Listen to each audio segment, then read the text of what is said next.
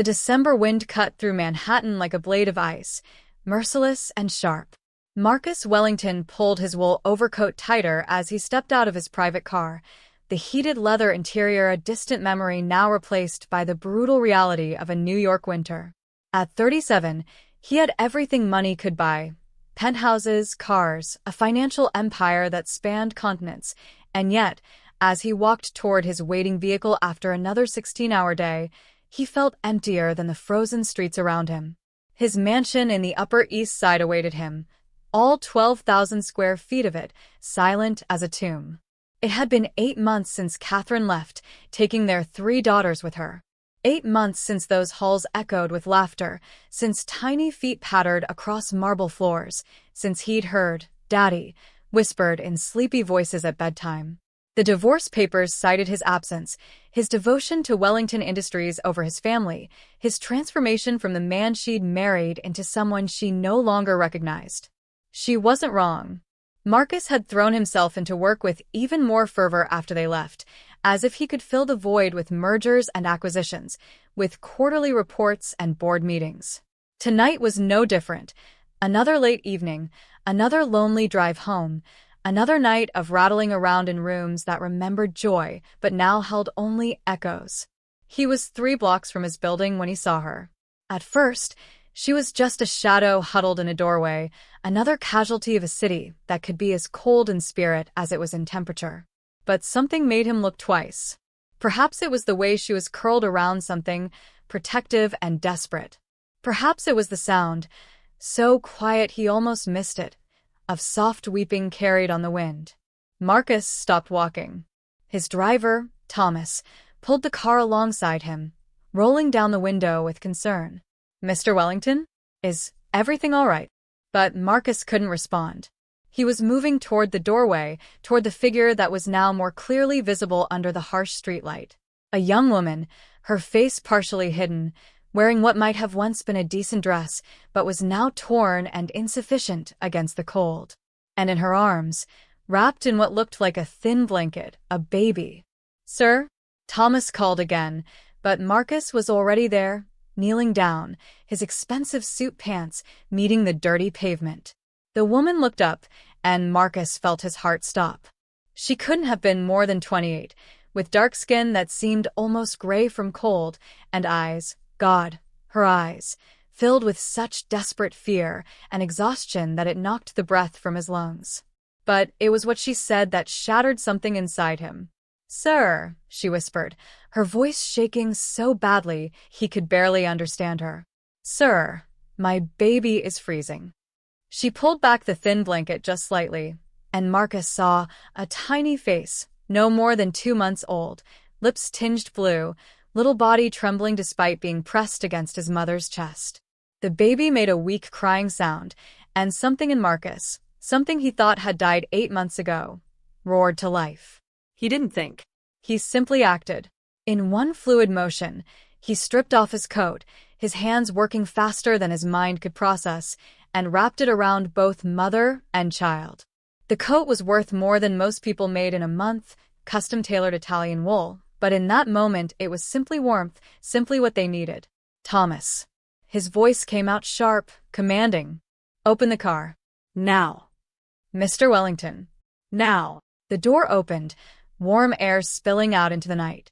Marcus looked at the young woman, really looked at her, and saw not just desperation but pride fighting to survive beneath it, dignity clinging by its fingernails. "I'm not going to hurt you," he said quietly. "But your baby needs warmth. You both do. Please. Let me help." She stared at him for a long moment, and he could see the calculation behind her eyes, the risk assessment every vulnerable person must make, weighing danger against necessity. The baby whimpered again, and the decision made itself. "Okay," she whispered. Marcus helped her to her feet, one arm supporting her as she clutched the baby close. She was so light, he realized, too light, as if she hadn't eaten properly in weeks. He guided her to the car, helped her inside, and slid in beside her. The baby was still making small distress sounds, and he could see the mother's tears flowing freely now, whether from relief or fear or simple overwhelming emotion. He couldn't tell. "Where to, sir?" Thomas asked, his voice carefully neutral despite the unusual situation. Marcus looked at the young woman beside him, at the baby in her arms, both wrapped in his coat, but still shaking, still so vulnerable.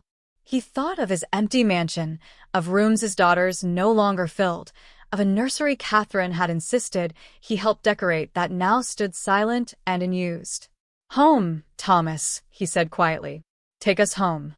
As the car pulled into traffic, the young woman spoke again, her voice still trembling. I don't understand. Why are you helping us?" Marcus looked at her, at this stranger who had somehow become his responsibility in the space of 5 minutes, and found he didn't have a simple answer. Why was he helping? Because he'd spent 8 months drowning in his own emptiness? Because something in her desperate plea had cracked open a part of him he'd locked away? Because helping someone else's baby might somehow atone for all the times he'd failed his own children? Because he said finally, honestly, "You needed help. And I need to be someone who helps."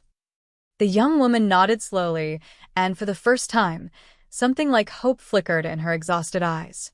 The baby, feeling the warmth of the car and his mother's slightly steadier heartbeat, quieted a bit, tiny fists unclenching.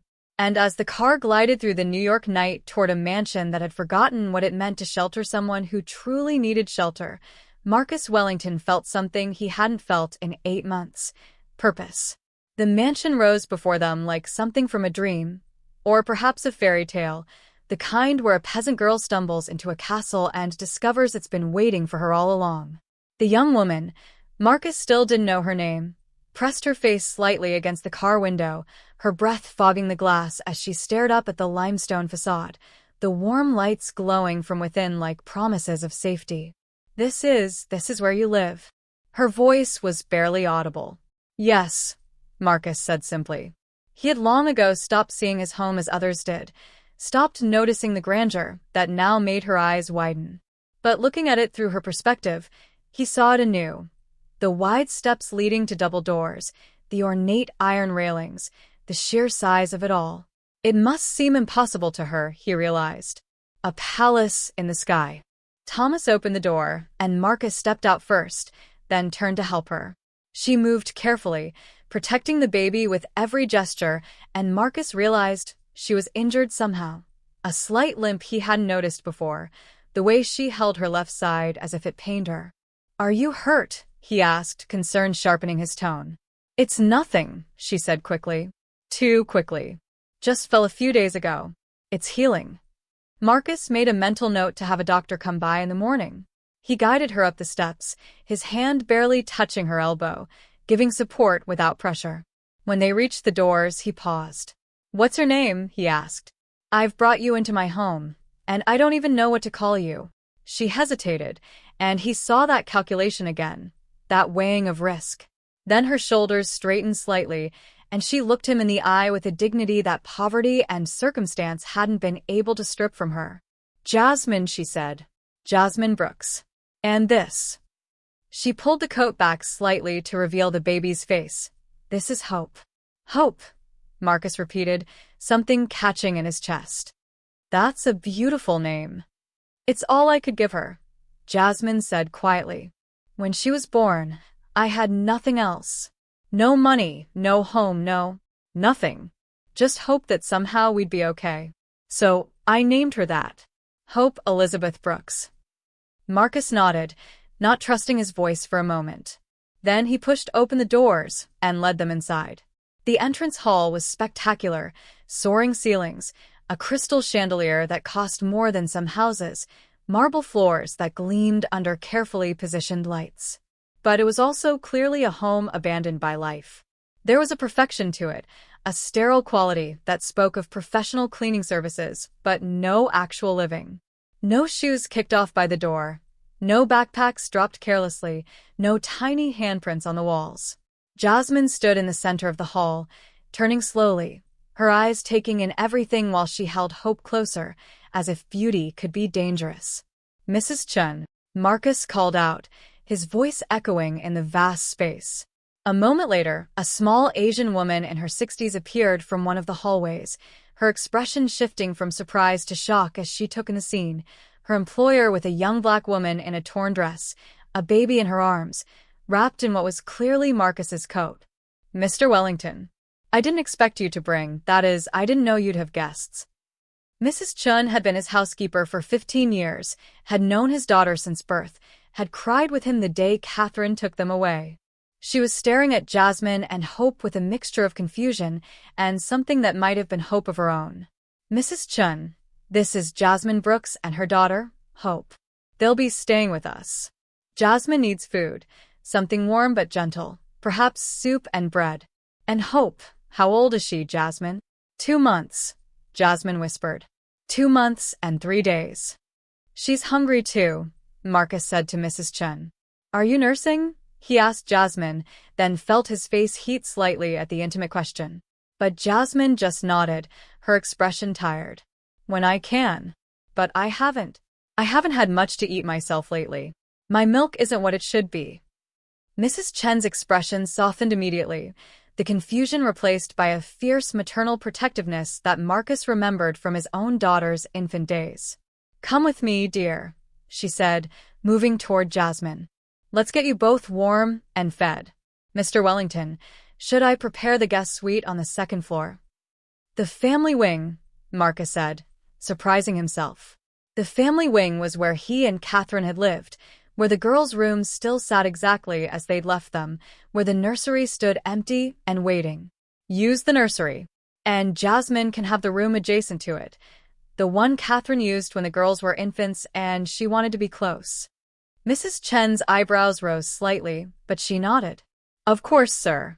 Come along, Miss Brooks. Let's get you comfortable." But Jasmine didn't move. She stood there, still wrapped in Marcus's coat, her baby pressed against her chest, and tears were streaming down her face again. "I don't understand," she said, her voice breaking. "I don't understand why you're doing this. People don't. People like you don't just help people like me. There has to be something you want. There has to be." "There's nothing I want from you," Marcus said firmly. He took a step closer, looking her in the eye. "Jasmine, I'm going to tell you something, and I need you to hear it. 8 months ago, my wife left me. She took our 3 daughters with her, and she was right to do it. I had become so consumed with work, with building my empire, that I forgot what mattered. I failed them. I failed as a husband and a father." He paused, feeling the familiar weight of that failure pressing down on him. "Tonight, when I saw you in that doorway, when I heard you say your baby was freezing, something broke open inside me. Something I thought was dead. You asked me to help, and for the first time in 8 months, I felt like maybe I could be someone worthy of helping. Maybe I could be the man I should have been all along." Jasmine was openly crying now, and even Mrs. Chun had tears in her eyes. "I don't want anything from you except to know that you and Hope are safe, warm and fed. That's all. Tomorrow, we can talk about the future. Tonight, just let me do this. Please." Jasmine nodded, unable to speak. Mrs. Chun gently took her arm, and this time Jasmine let herself be led away, toward the stairs that would take her to rooms that had been waiting for someone to need them. As they disappeared up the stairs, Marcus stood alone in his entrance hall, and for the first time in 8 months, the silence didn't feel quite so oppressive. There was life in his house again, even if it was borrowed, even if it was temporary. There was need here and purpose, and maybe, just maybe, a chance for redemption. He pulled out his phone and began making calls. To his personal physician, requesting a house call first thing in the morning. To his lawyer, asking about resources for homeless mothers and children. To his assistant, instructing her to have appropriate clothing delivered by morning for a woman and infant in need. And then, on impulse, he made one more call. To Catherine's number. She answered on the 3rd ring, her voice cautious. "Marcus? It's late. Is something wrong?" "No," he said. "Nothing's wrong. I wanted to tell you something. Tonight, I think I might have started to understand what you were trying to tell me. About what matters. About who I should be." There was silence on the other end, and then Catherine's voice, softer now. "What happened?" "I helped someone," Marcus said simply. "Someone who needed help. and it felt like waking up after a long sleep. "Oh, Marcus," Catherine said, and he could hear the complex mixture of emotions in her voice. Hope, sadness, something that might have been pride. "I'm glad." They talked for a few more minutes, carefully, kindly, like two people who had once loved each other and were learning how to find their way to something new. When he hung up, Marcus felt lighter than he had in months. Upstairs, he knew Jasmine was probably eating her first real meal in days, that Hope was warm and safe, that Mrs. Chun was fussing over them both with the pent-up maternal energy of someone who'd missed having little ones to care for. And in his vast, empty mansion, something had shifted. Something had begun to heal.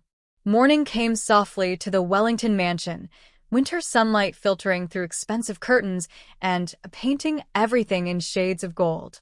Marcus had barely slept, his mind too full of the night's events, of the responsibility he'd taken on, of the strange hope that had taken root in his chest. He was awake before dawn, showered and dressed, and found himself standing outside the nursery door at 7 a.m. listening. Inside, he could hear soft sounds, a baby's gentle coo, a woman's voice singing something low and sweet. He raised his hand to knock, then hesitated. This was his home, but in some fundamental way, this room belonged to them now. To the woman and child who had needed sanctuary and found it here. He knocked softly. "Come in," Jasmine's voice called, stronger than it had been last night. Marcus pushed open the door and stopped, struck by the scene before him. The nursery, which had stood empty and lifeless for 8 months, was alive again. Jasmine sat in the rocking chair by the window, the same chair Catherine had used to nurse their daughters, wearing what looked like one of Mrs. Chen's nightgowns, her hair loose around her shoulders, Hope at her breast. The morning light caught them both, and Marcus felt his throat tighten. "I'm sorry," he said. "I should have waited. I just wanted to check that you were both all right." "We're more than all right," Jasmine said, and he could see the difference in her already. Fed, rested, warm, she was transforming before his eyes. Her skin no longer had that gray undertone, her eyes were clearer, more focused. "Mr. Wellington, I need to thank you properly. What you did last night." "Marcus," he interrupted. "Please, just Marcus." She smiled slightly, a real smile this time. "Marcus, then. What you did. You saved our lives. I'm not being dramatic. Another night out there, in that cold, with hope so small, I don't think we would have made it." Marcus moved into the room, maintaining a respectful distance. "How did you end up there?" he asked. "If you don't mind me asking. You don't have to tell me if it's too difficult." Jasmine looked down at Hope, who was nursing contentedly, tiny fists curled against her mother's chest. "It's not too difficult," she said quietly. "It's just sad. And stupid. Mostly stupid." She took a breath, gathering her thoughts. "I grew up in foster care. Never knew my real parents, bounced around from home to home. Some were okay, some were not. I aged out of the system at 18 with no family, no support, just a high school diploma and a lot of determination." Marcus settled into a chair across from her, listening intently. "I worked my way through community college," Jasmine continued. "Waited tables, cleaned offices at night, anything to pay the bills and tuition. I was studying to be a nurse. I wanted to help people, you know? I figured since nobody had really helped me, maybe I could be the person who helped others." "That's admirable," Marcus said softly. "Or naive," Jasmine replied, but there was no bitterness in her voice. "I met Hope's father in my last year of school. Derek.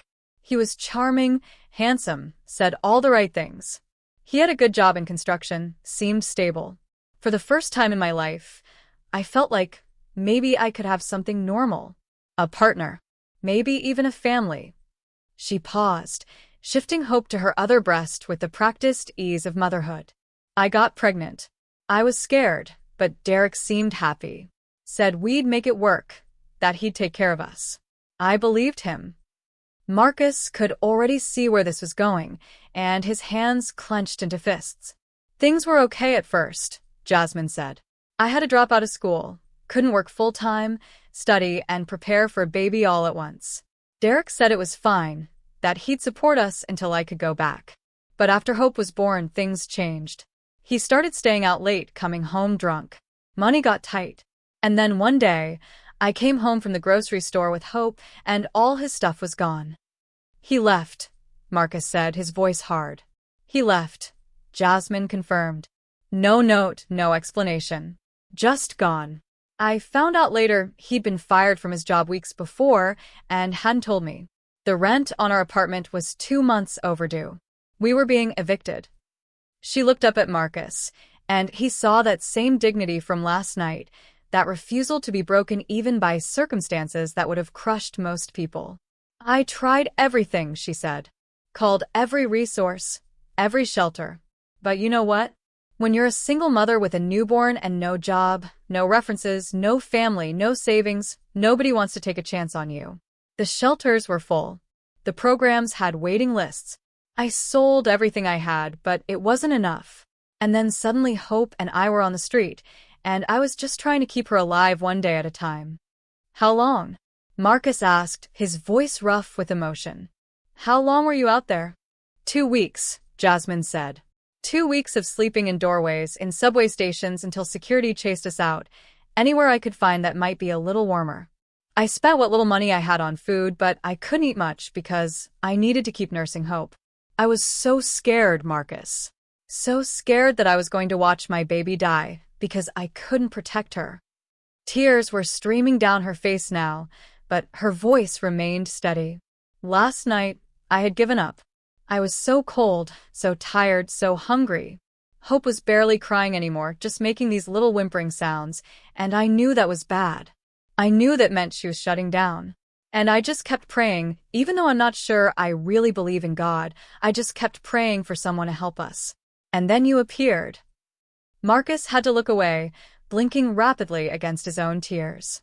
I'm sorry, he said. I'm so sorry that happened to you. That anyone let that happen to you. It's not your fault, Jasmine said. Maybe not directly, Marcus replied, turning back to her. But people like me, people with resources, with power, we get so caught up in our own worlds that we forget there are people suffering right outside our doors. I've walked past homeless people 1,000 times, Jasmine. 1,000 times, and I never stopped. I never looked. I never saw them as people with stories, with lives that mattered. You stopped last night, Jasmine pointed out. That's what matters. Hope had finished nursing and was making little satisfied sounds. Jasmine lifted her to her shoulder, patting her back gently. Marcus watched, and something in his chest ached, for his own daughters, so far away, for the times he'd been too busy to hold them, to simply sit and watch them be. What happens now? Jasmine asked quietly. I know you said we could stay, but for how long? What do you want from us? Marcus leaned forward, his expression intense. Jasmine, I want you to listen to me carefully. I don't want anything from you except to see you and Hope thrive. You can stay here as long as you need to, weeks, months, whatever it takes. I'm going to help you find resources, get back on your feet. I'm going to help you finish your nursing degree if that's what you want. And I'm going to make sure that you never have to spend another night on the street, wondering if your baby will survive. Why? Jasmine whispered. Why would you do all that for a stranger? Marcus was quiet for a moment, thinking about how to explain it. Because 8 months ago, my wife told me I had lost my soul, he said finally. She said I had become so focused on success, on wealth, on the next deal, that I had forgotten what it meant to be human, to be a father, to care about anything beyond my own ambitions. She left, and she took our daughters, and I couldn't even argue because she was right. He met Jasmine's eyes. Last night, when I saw you with Hope, when I heard you say she was freezing, something woke up in me. Something I thought was dead. You gave me a chance to be better, Jasmine. To be the kind of person I should have been all along. So maybe I'm being selfish in a way. Maybe I'm helping you because I need to know I can still be someone worth being. Jasmine was crying again, but she was also smiling. That's not selfish, Marcus. That's human. There was a knock at the door, and Mrs. Chen appeared with a tray of food, toast, fruit, eggs, orange juice. I thought you might be hungry, she said to Jasmine, then turned to Marcus. Dr. Richardson is here. He's waiting in the library. Thank you, Mrs. Chun, Marcus said. He turned back to Jasmine. Ask my doctor to come by, just to check you both over. Make sure there are no health issues from everything. Okay, Jasmine said. Thank you. As Mrs. Chun set down the tray and bustled out, Marcus stood. I'll let you eat. Take your time. When you're ready, come down to the library. And Jasmine? Everything's going to be all right now. I promise you that. He left before she could respond, but he heard her soft, thank you, following him down the hall. Dr. Richardson was thorough and kind, examining both Jasmine and Hope with gentle efficiency. Jasmine had lost 15 pounds she couldn't afford to lose, was dehydrated and anemic, and had a bruised rib from her fall. But nothing that couldn't be healed with proper food, rest, and care. Hope was underweight for her age, but otherwise healthy, a testament to her mother's determination to keep her alive even at the cost of her own well-being. They both need to eat regularly, Dr. Richardson told Marcus after the examination. Jasmine needs iron supplements and a lot of nutritious food. Hope should put on weight quickly now that her mother can eat properly and her milk supply improves. But Marcus, they're going to be fine. You got to them in time. In time.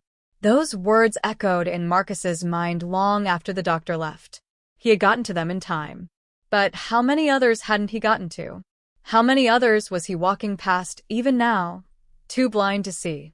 He made a decision then, standing in his library surrounded by books he'd never read in a house too large for one person. Things were going to change. He was going to change.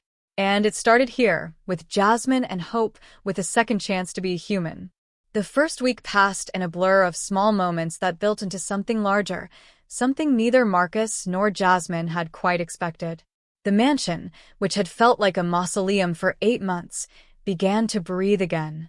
It started with sounds. Hope's cries in the night, at first so quiet and weak, gradually growing stronger, more indignant, more alive.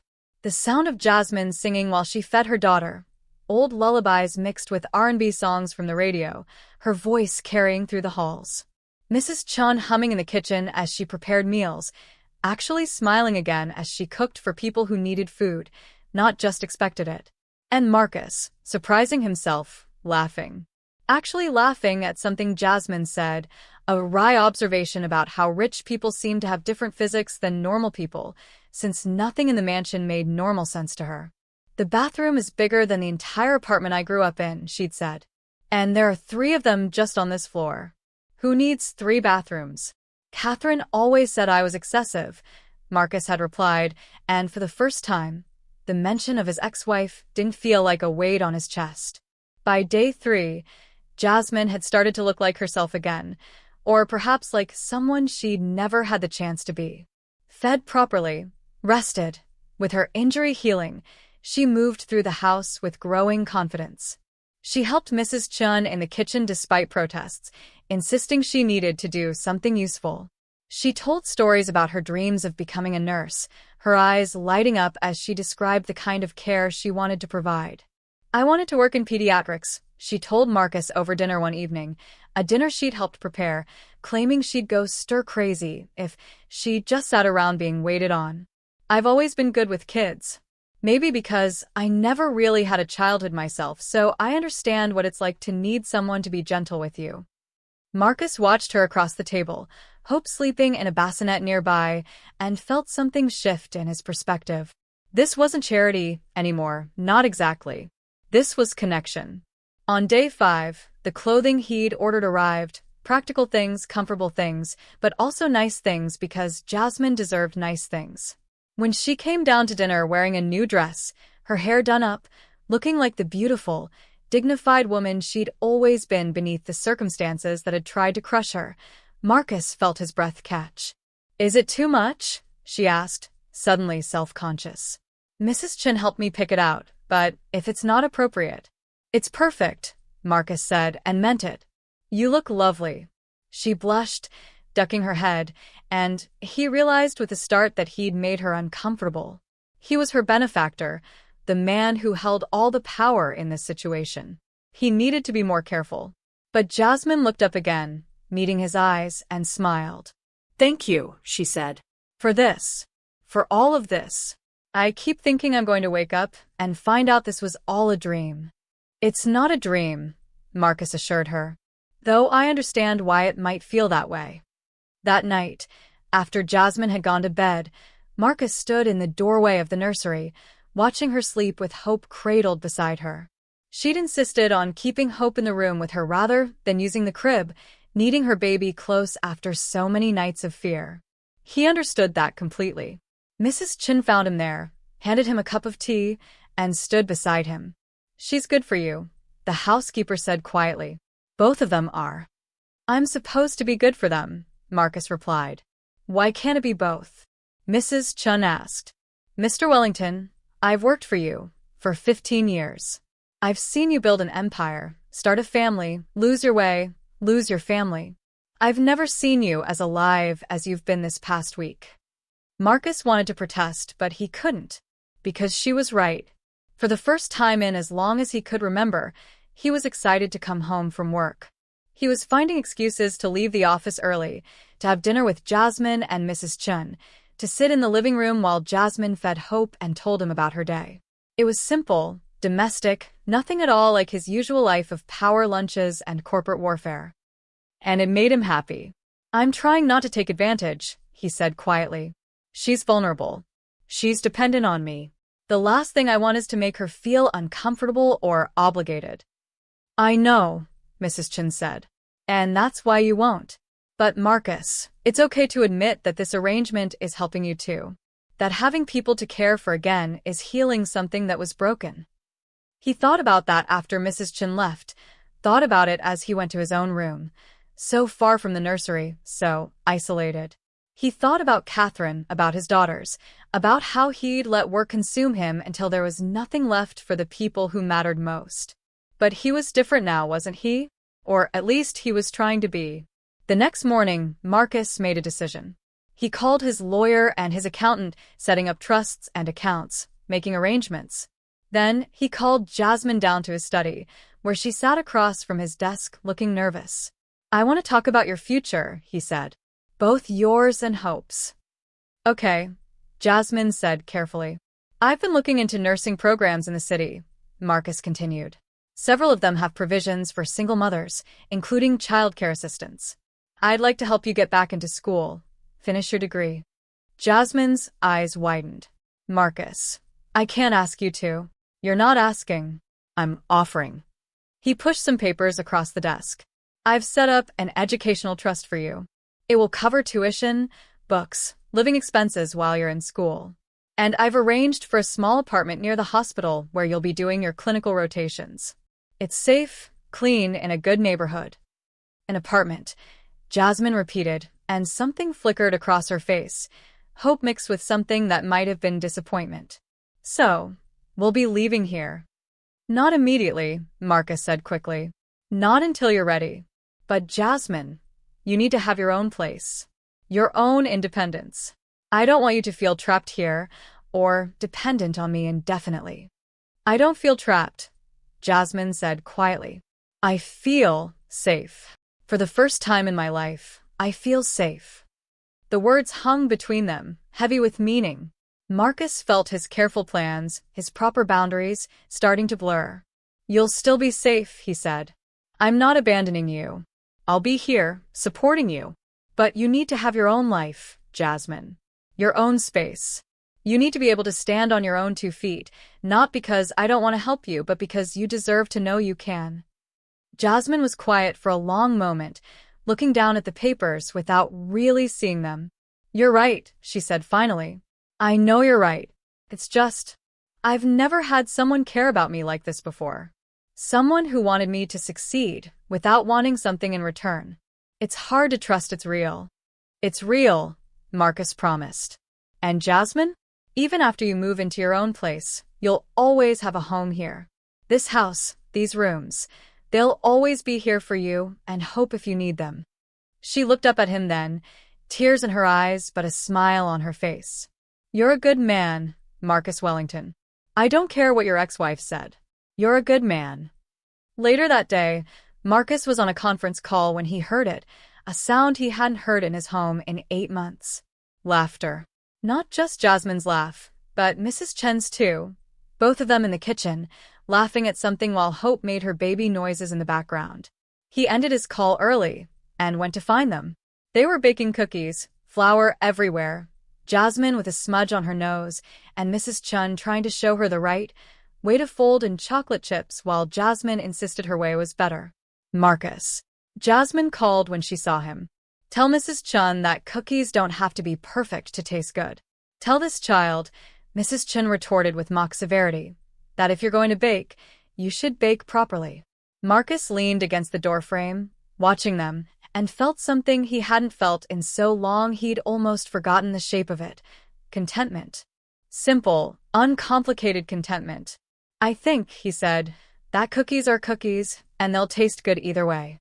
They both turned to him with identical expressions of mock betrayal, and he laughed, really laughed, the sound rusty from disuse but genuine. Hope chose that moment to start crying, and Jasmine immediately wiped her floury hands and moved to the bassinet.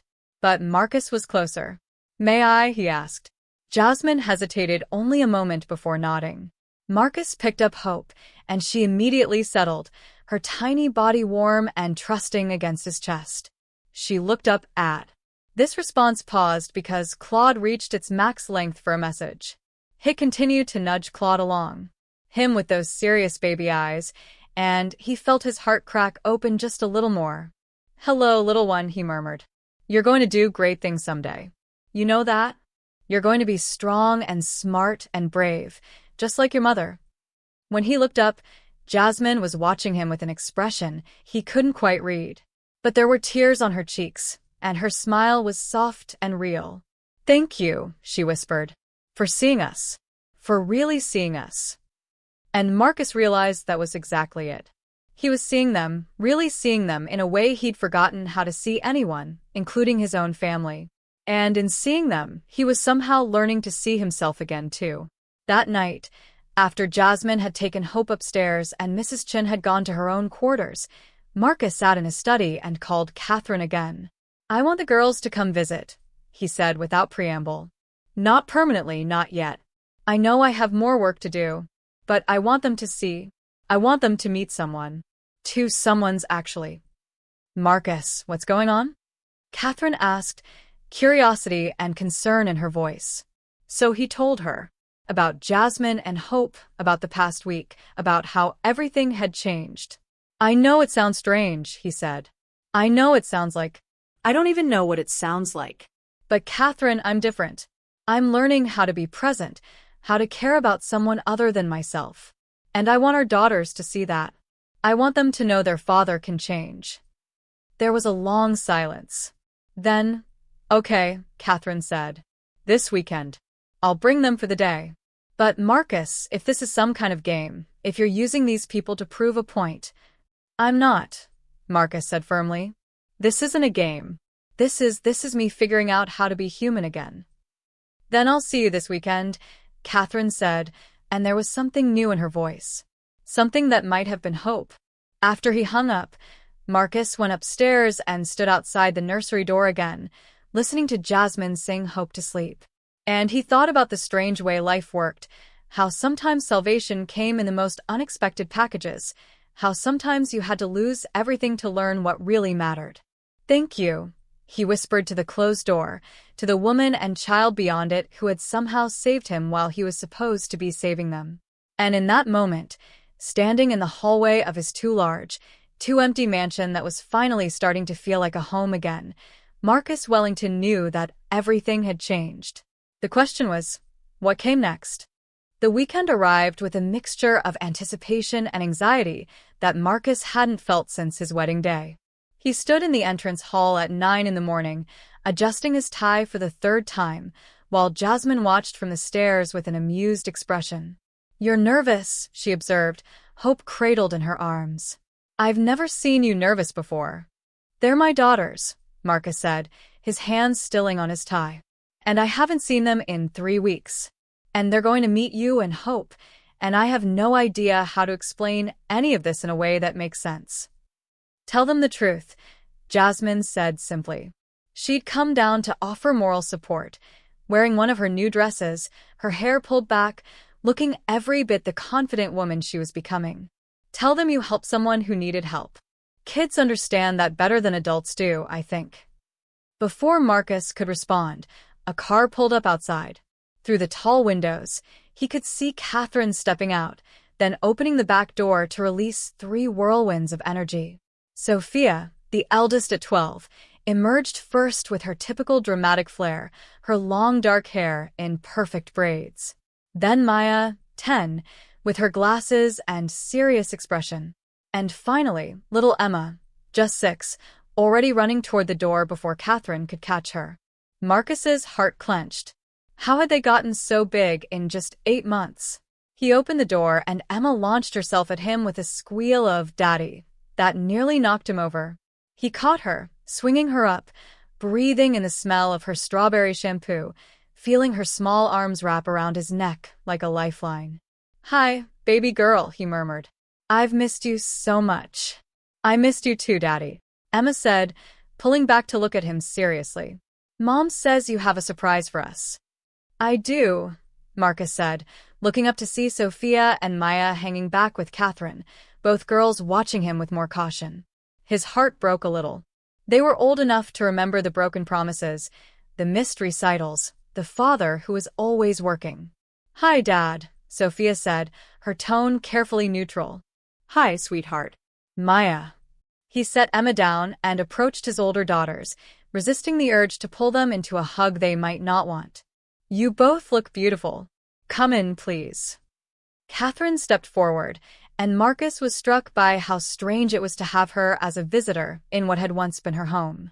But she smiled at him, a real smile, if a cautious one, and he felt grateful for her willingness to try this. "Catherine," he said, then noticed her gaze had moved past him to the stairs, where Jasmine still stood with Hope. All eyes turned to Jasmine, and Marcus saw her straighten slightly, chin up, that dignity she always carried like armor firmly in place. "Girls, Catherine, I'd like you to meet someone," Marcus said, moving to gesture Jasmine down the stairs. "This is Jasmine Brooks and her daughter, Hope. They're staying with us for a while." The silence that followed was loaded with unspoken questions.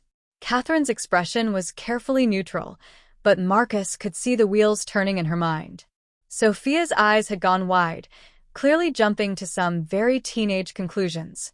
Maya was studying Jasmine with the analytical intensity she brought to everything. And Emma, bless her 6-year-old heart, broke the tension by gasping with delight. "A baby," she squealed. "Daddy, you didn't tell me about the baby." "Hi, Emma," Jasmine said, kneeling down despite holding Hope, bringing herself to the little girl's level. "Would you like to meet her?" Emma nodded enthusiastically, and Marcus watched as Jasmine carefully showed his youngest daughter the baby, explaining how to be gentle, how Hope was still very small and needed to be treated carefully. Emma listened with rapt attention, reaching out one careful finger to touch Hope's tiny hand.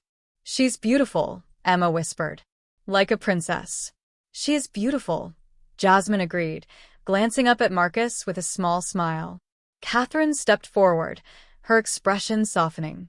"How old is she?" 2 months and a week, Jasmine said, standing. "I know this must be unexpected. Mr. Wellington, Marcus, he helped us when we needed it. He's been very kind." Marcus saw understanding dawn in Catherine's eyes, watched her take in Jasmine's careful phrasing, the way she held herself, the obvious fact that this wasn't what Catherine's first assumption might have been. His ex-wife had always been perceptive. "Why don't we all sit down?" Catherine said gently. "I think there's a story here we should hear." They gathered in the living room, the formal one Marcus never used, that suddenly seemed less intimidating with 7 people and a baby filling it. Jasmine sat in an armchair with Hope, Marcus stood by the fireplace, and Catherine settled on the sofa, with the girls flanking her. And Marcus told the story. He told them about finding Jasmine and Hope in a doorway, about bringing them home, about the past week and a half. He told them about how it had changed him, how it had reminded him of what mattered. He looked at his daughters as he spoke, especially Sophia and Maya, who were old enough to understand subtext. I've been a better person this past week than I have been in years, he said quietly. Jasmine and Hope needed help, and helping them, it reminded me of who I used to be, who I want to be again. The kind of father you girls deserve. Sophia's carefully constructed teenager indifference cracked slightly. So you're not together? She asked, glancing between Marcus and Jasmine. No, Jasmine said firmly. Your father has been incredibly generous, but it's not like that. He's helping me get back on my feet, that's all. That's not nothing, Maya said quietly. She was looking at Jasmine with something like respect. Most people wouldn't have stopped. Most people wouldn't have cared. Your father cared, Jasmine said. And I'll be forever grateful for that. Emma, who had been watching Hope with fascination, suddenly piped up. Can I hold her? Everyone looked at Jasmine, who smiled. Of course. If it's okay with your mom? Catherine nodded, and Jasmine showed Emma how to sit properly, how to support Hope's head, how to be gentle. The baby settled into Emma's small arms, and the look of pure wonder on his youngest daughter's face made Marcus's eyes burn. She's so tiny, Emma breathed. Was I ever this tiny, Daddy? You were, Marcus said, his voice thick. All three of you were. And did you hold us like this? Emma asked, looking up at him with those innocent eyes that saw right through him. Marcus had to look away. Not as much as I should have, he admitted. I was always working. I thought providing for you was the same as being there for you. I was wrong. The room went quiet. Then Sophia stood up and walked over to him. At 12, she was almost as tall as her mother, all long limbs and growing up too fast. She stood in front of him, looking up at his face, and Marcus saw Catherine in her features, saw himself too, saw the little girl she'd been, and the woman she was becoming. Are you really different now? She asked softly. Or are you just saying that? I'm really different, Marcus said. Or, at least, I'm really trying to be. I know I have a lot to make up for, Sophia. I know I've let you down. But I'm here now, and I'm not going anywhere. Sophia studied him for a long moment, then stepped forward and hugged him. It was tentative, testing, but it was real. Marcus wrapped his arms around her, fighting back tears, and felt Maya join them a moment later, and then Emma was there too. Hope carefully passed back to Jasmine, and all three of his daughters were hugging him, and he was whole again in a way he hadn't been in so long. When they finally pulled apart, everyone was wiping their eyes, even Catherine. Mrs. Chen appeared as if by magic with tea and cookies, the ones Jasmine had helped make, and the tension in the room shifted into something warmer, more hopeful.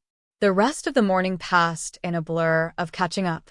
The girls told Marcus about school, about their activities, about their lives with Catherine. He listened, really listened, to every word, asked questions, engaged in a way he'd never quite managed before. And all the while, Jasmine sat quietly with Hope, sometimes joining the conversation, sometimes just watching with a soft expression. At one point, Marcus found Catherine standing beside him while the girls were all cooing over Hope in the other corner of the room. You really are different, Catherine said quietly. I can see it.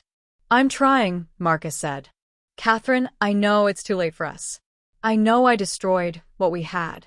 But is it too late for me and the girls? No, Catherine said, and there was warmth in her voice. It's not too late. Marcus, they love you. They've always loved you. They just needed you to be present, to see them. I see them now, Marcus said, watching his daughters laugh as Hope grabbed Maya's finger with surprising strength. I see them, and I see what I almost lost. What I did lose with you. We'll be friends, Catherine said gently. Good friends, I hope. Co-parents who actually communicate and put our children first. That's not nothing. It's not nothing, Marcus agreed. He looked at her, at this woman he'd married and failed and lost. Thank you for giving me another chance with them.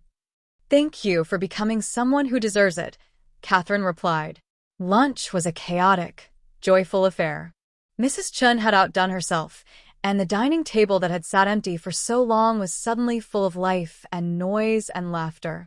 Emma insisted on sitting next to Jasmine so she could help with Hope, and Sophia and Maya flanked Marcus, and for a few hours, the Wellington mansion felt like a home should feel.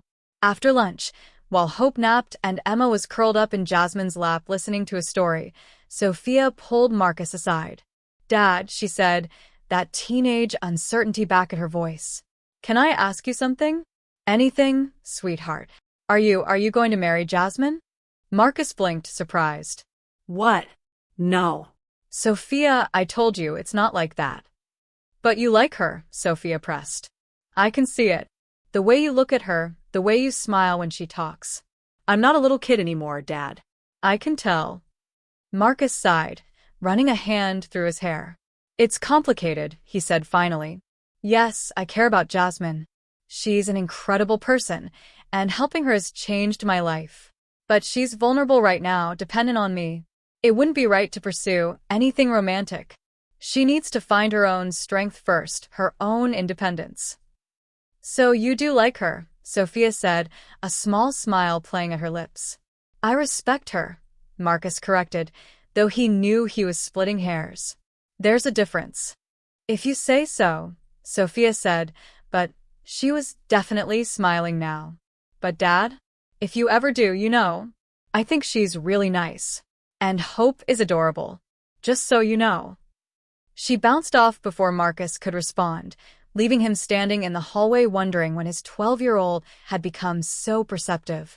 When Catherine gathered the girls to leave late that afternoon, there were promises to come back soon, plans for Marcus to visit them for dinner during the week, a sense that something had shifted, that bridges were being rebuilt.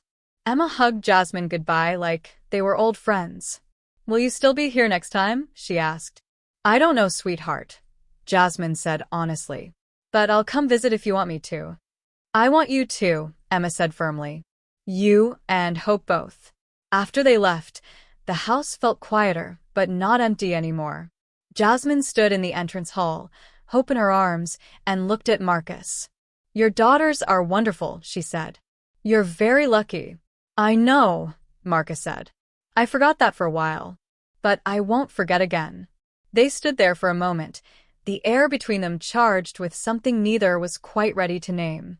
"Thank you," Marcus said finally, "for being here today, for helping them see that I'm trying to change." "You're welcome," Jasmine said softly. "But Marcus, you're not just trying to change.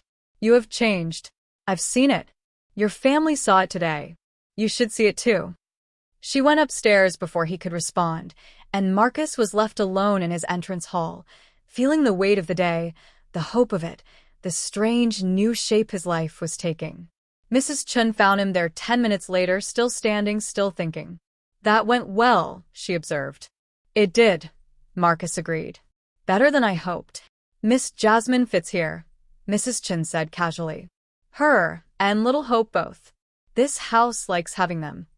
Mrs. Chun: "I'm just saying what I see, Mr. Wellington. What we all see. Even your eldest daughter sees it, judging by the conversation I overheard." Marcus couldn't help but smile. "You're impossible." "I'm practical," Mrs. Chun corrected. "And I'm right. But take your time figuring it out. These things have their own timeline." She left him with that cryptic statement, and Marcus climbed the stairs to his own room, his mind full of possibilities he wasn't quite ready to examine too closely. But that night, lying in his bed, he couldn't help but think about how much had changed in less than 2 weeks. How a chance encounter on a winter street had led to this, to reconnecting with his daughters, to finding purpose again, to feeling like maybe, just maybe, he could be the man he was supposed to be. And as he drifted off to sleep, he could hear soft singing from down the hall, Jasmine's voice carrying through the quiet house, and he felt something he hadn't felt in years: peace. 3 months passed like a story unfolding, sometimes fast, sometimes slow, always moving forward. Winter gave way to early spring, and with it came change. Jasmine started her nursing program in February, and Marcus watched her transform from a woman who'd been beaten down by life into someone incandescent with purpose. She attacked her studies with the fierce determination of someone who'd almost lost everything and wasn't going to waste a second chance. She'd leave for classes in the morning with Hope in a baby carrier, return in the afternoon to study while Hope napped, then join Marcus and Mrs. Chun for dinner, her eyes bright with talk of anatomy and pharmacology and the patients she'd observed during her clinical rotations. "There was this little boy today," she'd say, leaning forward in her chair, animated and alive. 5 years old, came in with an asthma attack. He was so scared, couldn't breathe, and I held his hand and talked to him about his favorite cartoon while the doctors worked. And afterwards, he hugged me. This tiny kid who'd been terrified, and he hugged me and said thank you." Marcus would watch her tell these stories and feel pride swell in his chest, along with something else, something deeper and more complicated that he kept carefully locked away. Because Jasmine was thriving, growing stronger every day, and he wouldn't do anything to jeopardize that. The apartment he'd arranged for her sat empty. Every time he brought it up, Jasmine had a reason to delay moving. She wanted to finish the semester first. Hope was still so young. She wanted to save a bit more money from the part-time work Mrs. Chun had helped her find. And if Marcus was honest with himself, he was glad for every delay. His daughters visited every other weekend now, and Catherine came with them less and less as trust was rebuilt. Emma adored Hope, insisting on helping with everything from diaper changes to bath time. Maya taught Jasmine study techniques that helped her retain information, the two of them bonding over a shared intensity about learning.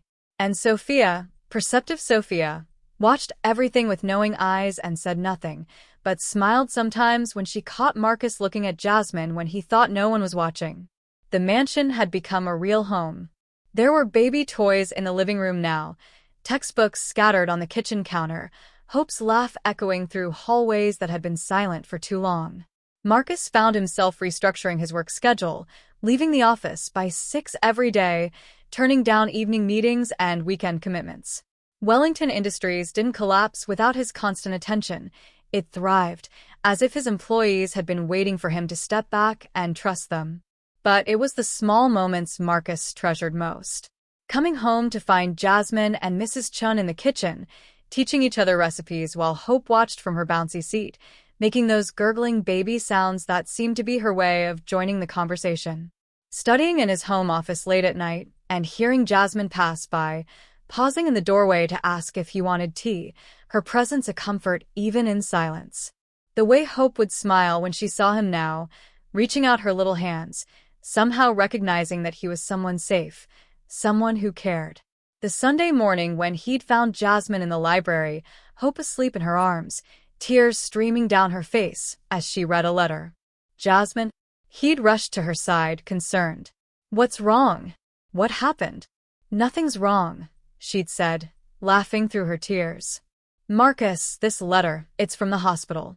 They want to offer me a position after I graduate. A full-time position in pediatric nursing. Because of my work during clinical rotations, because of my dedication. They're offering me a job." The joy in her face had been incandescent, and Marcus had hugged her without thinking, careful not to crush hope between them, and for a moment they just held each other, celebrating this victory that was hers alone, earned through her own hard work and determination. When they pulled apart, both slightly embarrassed, Jasmine had looked up at him with shining eyes. "I couldn't have done this without you," she'd said. "Without this chance you gave me." "You did this," Marcus had corrected firmly. "You earned this, Jasmine. Your intelligence, your compassion, your strength, that's all you." But now, in late March, with spring beginning to paint the city in shades of green and pink, the question that had been hovering unspoken between them for months was finally demanding an answer. Marcus found Jasmine on the back terrace one evening, Hope bundled against the slight chill of spring air, both of them watching the sunset paint the sky. He brought her a cup of tea and sat beside her, and for a while they simply existed in comfortable silence. "I've been thinking," Jasmine said finally, "about the apartment." Marcus's chest tightened. "Okay. I think it's time." She looked at him, and there was sadness in her eyes, mixed with resolve. "Marcus, you've been incredible. You saved our lives, gave me a chance to rebuild. But I can't stay here forever. I need to stand on my own, prove to myself that I can make it." "You've already proven that," Marcus said quietly. "Maybe," Jasmine acknowledged. "But I need to do it completely. I need Hope to grow up knowing her mother is strong and independent, not dependent on someone else's charity. It's not charity, Marcus said, perhaps too quickly. Jasmine smiled sadly. I know.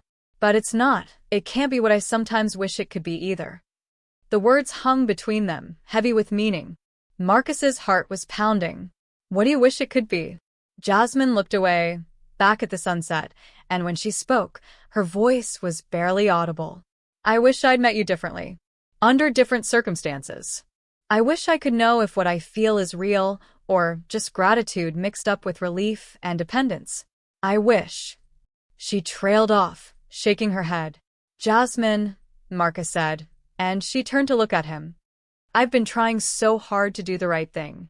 To not take advantage of the power imbalance between us. To give you space to become who you're meant to be. But if I'm being honest, he took a breath. I've fallen in love with you. Jasmine's eyes went wide. Marcus. I love the way you sing to Hope when you think no one's listening. I love your determination, your strength, your refusal to be broken by circumstances that would have destroyed most people. I love how you make Mrs. Chen laugh, how my daughters adore you, how you've made this house feel like a home again. I love you, Jasmine. And I've been terrified to say it because I don't want you to feel pressured or obligated. Tears were streaming down Jasmine's face now. I love you too, she whispered. I've loved you for months, but I kept telling myself it wasn't real, that it was just gratitude, that I was confusing rescue with romance. But Marcus, when you're not home, I miss you. When you are home, I find excuses to be near you. When Hope smiles at you, my heart feels like it might burst because I love watching you be gentle with her. Hope, as if sensing the importance of the moment, made a soft cooing sound. They both laughed, the tension breaking slightly. So, what do we do? Marcus asked. Because, you're right, you need to be independent. You need to know you can stand on your own. But God, Jasmine, I don't want to lose you. Jasmine was quiet for a long moment, thinking. Then, I move into the apartment. I finish school. I start my job. I prove to myself that I'm capable of taking care of Hope and myself. And you give me the space to do that. But we don't lose each other. We date. Properly. Like two people getting to know each other without all the complicated power dynamics. Date, Marcus repeated, a smile tugging at his lips. Yes, date. You pick me up at my apartment. We go to dinner. We take walks in the park. We learn who we are together when I'm not living in your house and dependent on your generosity. I can do that, Marcus said. We can do that. And if it's real, if this is real, then it'll survive. It'll grow. And maybe someday. She looked down at Hope, then back at Marcus. Maybe someday we'll be a real family. You're already my family, Marcus said softly. Both of you. But I understand what you're saying. And I agree. You deserve to know this is real, not just circumstance. Jasmine leaned over, careful of Hope between them, and kissed him. It was gentle, tentative, full of promise and hope and the beginning of something genuine. When they pulled apart, both were smiling. I'm still scared, Jasmine admitted. Me too, Marcus said.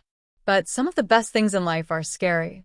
They sat there as the sun set completely, the sky fading from pink to purple to deep blue.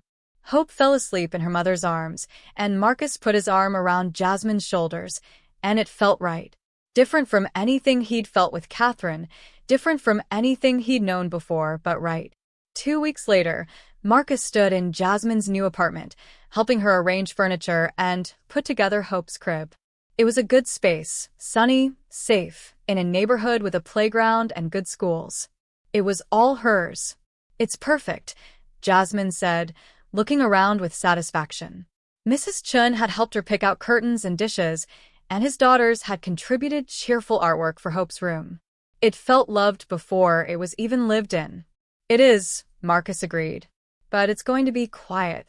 You mean your house is going to be quiet, Jasmine corrected with a smile. That too, he admitted. Already he missed the sound of her singing, the sight of Hope's toys scattered around. But this was right. This was what needed to happen. They ordered pizza for dinner. Jasmine insisted on paying, her first assertion of independence, and sat on the floor of her new living room, eating off paper plates because she hadn't unpacked everything yet. "So," Jasmine said, a mischievous glint in her eye, "when are you going to take me on our first real date?" "Tomorrow night?" Marcus suggested. "If you can get Mrs. Chun to babysit. She's been dying to have Hope all to herself." "Tomorrow night," Jasmine agreed. "Pick me up at 7. And Marcus? Don't think I'm going easy on you just because you're a billionaire. You're going to have to work for this." Marcus laughed, feeling lighter than he had in years. "I look forward to it." 6 months later, on a warm September evening, Marcus stood in his living room with his entire family around him, his daughters, now comfortable in his home, sprawled on the sofas. Catherine and her new partner, a kind man named David, who treated the girls well. Mrs. Chun, who'd become more family than employee. And Jasmine with Hope, now 10 months old and trying valiantly to crawl, on the floor between them. "I have an announcement," Jasmine said, looking around at everyone with a nervous smile. "You're pregnant again," Emma shouted, and everyone laughed. "No," Jasmine said, blushing. "Not that. But I passed my licensing exam. I'm officially a registered nurse." The room erupted in cheers and congratulations. Marcus pulled her into a hug, kissing the top of her head, so proud he could barely contain it. "There's more," Jasmine said when everyone had settled. She looked at Marcus, taking his hand. "I've been thinking, and talking with Marcus, and I'd like to move back into the mansion. Not as a guest, not as someone who needs help, but as Marcus's partner. If that's okay with everyone." The room went silent. Then Sophia started clapping, and everyone joined in. Emma shrieked with joy and launched herself at Jasmine, and Hope started crying because of all the noise, and in the chaos and celebration, Marcus caught Catherine's eye. She was smiling, really smiling, and she mouthed, "I'm happy for you," across the room. He mouthed back, "Thank you," and meant it with his whole heart. Later, after everyone had left and Hope was asleep in the nursery, properly moved back in with all her things, Marcus and Jasmine stood together on the terrace where they'd first admitted their feelings months ago. "Are you sure about this?" Marcus asked. "About us? You've worked so hard to be independent." "I am independent," Jasmine said firmly. "I have my career. I have my own money. I have my strength. Moving in with you doesn't change that. It just means I'm choosing to build a life with someone I love, rather than proving something by living alone." "And Hope?" Marcus asked. "I don't want to overstep. I'm not trying to replace her father." "Her father abandoned us," Jasmine said quietly. "You saved us. You've been there for every milestone, every midnight feeding, every smile. You're already her father in every way that matters. The biology is just a detail." Marcus felt tears prick his eyes. "I love her," he said. "I love both of you so much." "We love you too," Jasmine said, kissing him. "Now come on. Your family is waiting. Our family is waiting." They walked back inside together, toward a future neither had expected, but both had somehow found. Marcus thought about that night in December, about finding Jasmine and Hope in a doorway, about the choice he'd made to stop and help. It was the best decision he'd ever made. Not because it led to this, to love and family and happiness, but because it reminded him of who he wanted to be. The rest was just grace. And as he heard his daughter's laughter from the living room, felt Jasmine's hand in his, knew Hope was safe and warm upstairs, Marcus Wellington understood something fundamental. Sometimes the people we save end up saving us right back. Sometimes home isn't a place. It's the people who make you whole. Sometimes all it takes is stopping to help when someone says their baby is freezing. Sometimes that's where everything begins. 5 years later, Hope was starting kindergarten, a bright, joyful 5-year-old with her mother's determination and her father's, because that's what Marcus was now legally and in every way that mattered, gentle heart.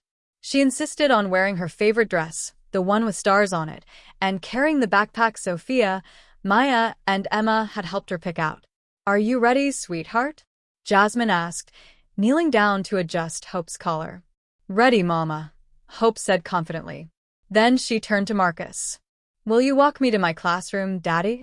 "Wouldn't miss it for the world," Marcus said, taking her small hand in his. The three of them walked through the school doors together, a family that had been forged not by blood or convention, but by choice and love, and a willingness to see each other's humanity on a cold December night. And if Marcus still sometimes thought about that night, about the woman in the torn dress and the baby who was freezing, he also thought about everything that came after. About how helping someone became loving someone, became building a life with someone, became this, a family that was real and whole and full of joy. Jasmine caught his eye over Hope's head and smiled, and Marcus smiled back, and in that smile was everything, gratitude and love, and the recognition that they had both been saved that night. By each other. By hope. By the simple act of one person seeing another person's need and choosing to help. Sometimes that's all it takes to change the world. Sometimes that's everything.